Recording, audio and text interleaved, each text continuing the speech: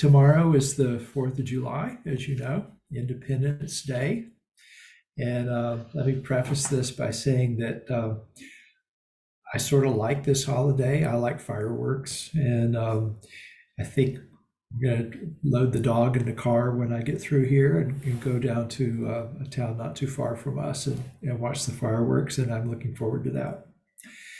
But when I think about the idea of Independence Day, the idea of celebrating independence seems a little off to me, as a Buddhist. Don't get me wrong. I like living in a democracy. In fact, I've gone to the place where the first battle was fought of the Revolutionary War. It's about 20 minutes from where I live. And I've been to where Paul Revere was arrested on the night of his famous ride and that kind of thing. I don't like oppression. I regularly pray for people who are oppressed and wrongly imprisoned and things like that. There's a lot of people out there that deserve to be freed from oppression. And I don't want to be one of them ever. And so I support the kind of freedom that holidays like this celebrate. But you can be politically free, physically free, and all of that, and not really be free. And so, among the vows that I have made is one that I will help all beings to be truly free, to be spiritually free, spiritually awakened. And when I was thinking about this, there's an old gospel song that popped into my head that was recorded by Nina Simone and made famous. And I mentioned this in the newsletter, the White Sands newsletter piece that I do. But the sort of the final verse of it is, I wish I could be like a bird in the sky. How sweet it would be if I found I could fly. I'd soar to the sun and look down to the sea, and then I'd sing because I'd know how it feels to be free. And that's really lovely, but it makes you wonder, what does it mean to be free? How does it feel to be free? And what is that? And, I used to spend a lot of time at Tavoca Correctional Institution every week. And I thought a lot about that question, what it means to be free. There was a week when several new guys joined the group at the chapel, and they were all transferred in from somewhere else. And they had been practicing Buddhism at a different facility. And one of the guys was talking about how he got interested in Buddhism after talking to another Buddhist resident at whatever other camp he was in, who said something about feeling free. And the guy said, when I was outside, I never felt free. And so I thought maybe that even though he was incarcerated, he could find some sort of deeper freedom. And apparently, and he did. And he said now he had learned how it feels to be free. And so he kept practicing. So we could talk about it in terms of becoming an arahant or a Buddha. Zen Master Dogen talked about it in terms of realizing Buddha nature. Dogen says that the Buddha preached Buddha nature to many people innumerable times. And we should learn the meaning of this. One quote by him: if you want to realize the Buddha nature, you must first get rid of selfish pride. So to be free, we have to penetrate the meaning of that particular teaching. He said it's not that there's no realization. Realization is getting rid of selfish pride. Selfishness takes a lot of forms, and so does pride. And ways to get rid of it may be numerous, but they all involve realizing our inherent Buddha nature, which is our connection to everything. Reminded me of an old story that really affected me when I heard it, although I don't remember where I heard it, or who told it, or where I read it. But there was this old fellow who had decided that he wanted to take his Buddhist practice more seriously. He wanted to do more. Because he was suffering, and he wanted to be free. And so he decided he would start to go to the temple more, and he would do more walking meditation. So he went to a stupa, and he was circumambulating the stupa, walking in a circle around this big mound, that's sort of like a shrine. Usually they contain relics of an arahant who's passed away, or a famous teacher, or something like that. So he's out there circumambulating the stupa, doing walking meditation in a circle. And he looks up as he's coming around the one side, and there's this old monk there watching him. And this old monk sees him doing this, and he sort of bows to him, and he says, circumambulating stupas is all well and good, but maybe you should practice the Dharma. And then he turned around and walked away. Well, this guy thinks about that, so he leaves, and he goes, well, maybe I need to study the scriptures. So he starts going down to the temple, to the library, to study sutras.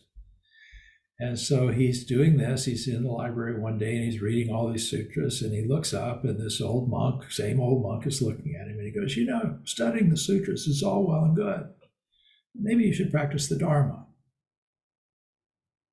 So the guy scratches his head and leaves, and he's trying to figure this out. So he goes down there one day, and he's making bows in front of the Buddha and offering incense, and he gives alms at an alms round and stuff like that. And so, as you can guess, this old man sees him doing offerings, and he goes, making offerings is all well and good, but maybe you should practice the Dharma. So the guy leaves, and he's very frustrated. And so he talks to a friend of his, and he tells him all the story and what this monk keeps telling him. And the friend goes, well, that old monk, we think he might be an arahant. And we think he became an arahant by doing mindfulness of in and out breathing.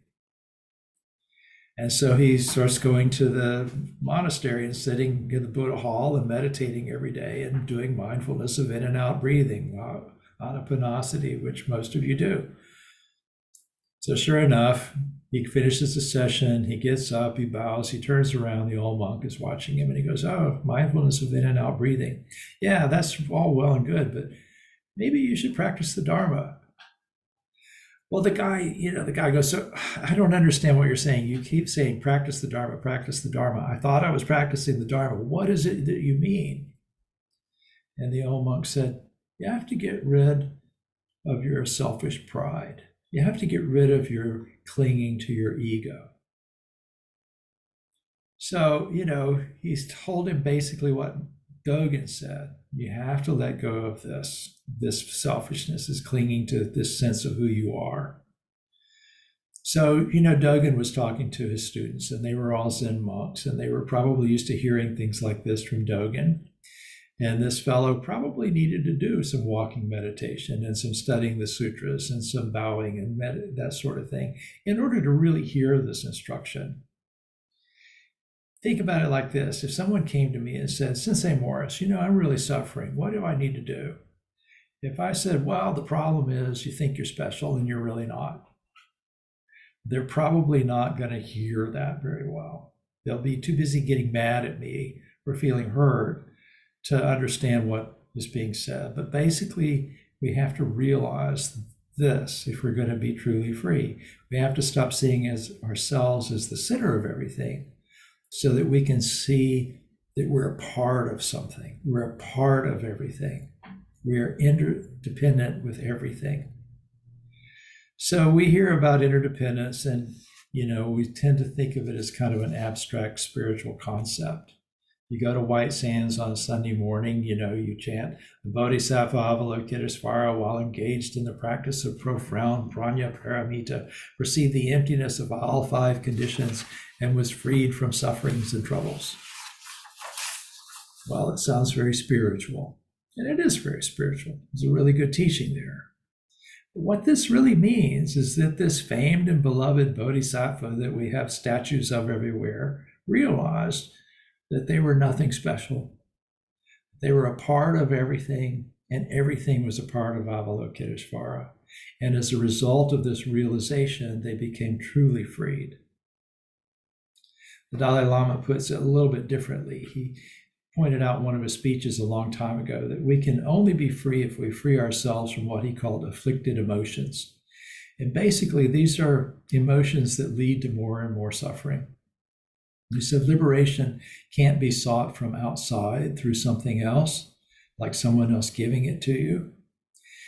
He said, if we can free ourselves from our afflictions, from mental states based on greed, hatred, and not seeing clearly, then we can put an end to the cycles that keep bringing us back to suffering. And that's true freedom. So he said, the attainment or non-attainment of liberation depends on the removal or non-removal of these afflicted mental states, the chief of which is ignorance. So liberation depends on wisdom.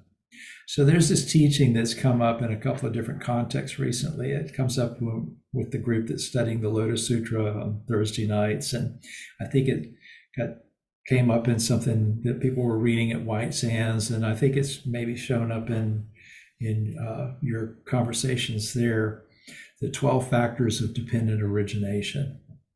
So I'm not going to go too deep into that, but I'll bring this into maybe the next few Dharma talks. It's complicated, but it's very important. It's part of the foundation of Buddhist understanding. And basically, the idea is this.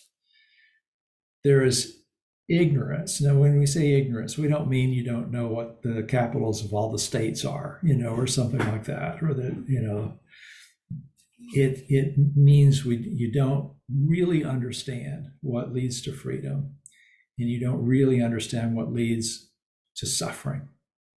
And if you don't understand those things, then you're liable to look in the wrong place for relief from suffering, and in the process, create more suffering for yourself. So that's what we mean when we say ignorance.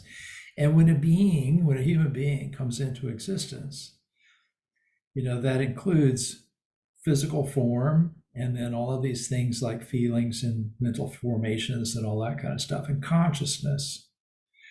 And consciousness arises with this sort of misunderstanding built into it. One of the ways of looking at this, if you look at it in the way of classical Buddhism talked about it, we are reborn as a result of clinging from before. That's a whole other conversation.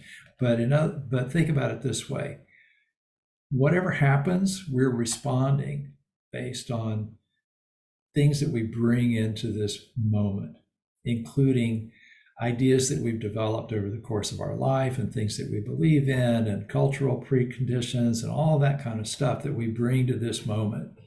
And then there's reactions based on that. And those reactions could eventually lead to suffering. So somewhere between ignorance and suffering, there's a bunch of links, 12 links that are all dependent on one another.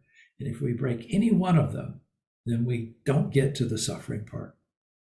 We don't get to being reborn. We don't get to, experiencing the difficulties, the stress, and so on. So the good news is you don't have to just go straight to getting rid of the ignorance. You don't have to figure out everything you misperceive and change everything you think. You can break those links anywhere. And when you do that, you loosen the hold that the misunderstanding has on you that leads to suffering. I'll talk about this more later. I know this is complicated, but just remember the part about whatever you're experiencing as suffering, that has as its root misunderstanding. And so the opposite of misunderstanding is wisdom. We can't be free if we can't see things clearly.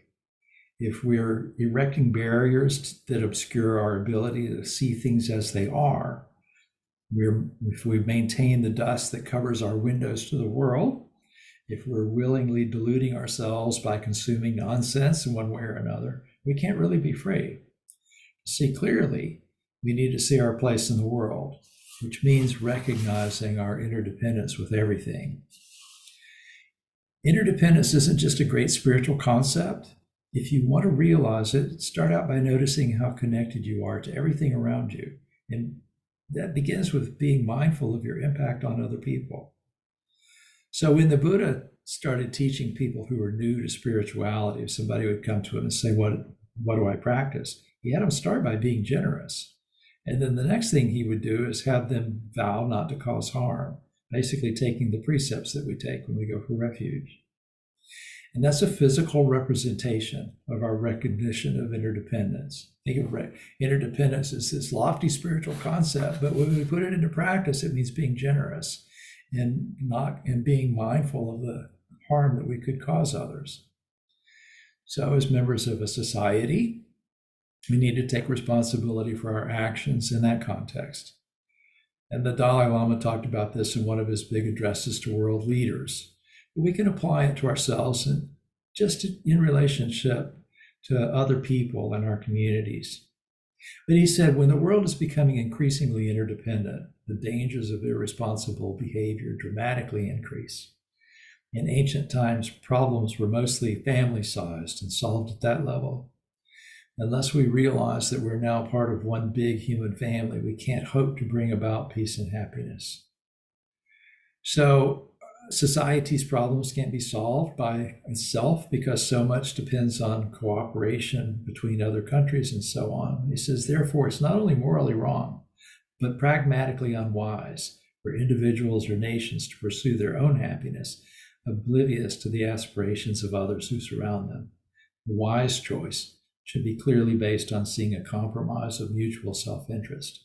So, what he's saying is really interesting. If we want to be free, we can't be free selfishly. And this is part of the teachings of the Dharma too. We can't become enlightened by being selfish, by focusing on ourselves as individuals. And in the same way, I don't think any nation could be truly free in a world where oppression is allowed to continue. So that's my 4th of July message to you. Thank you for paying attention.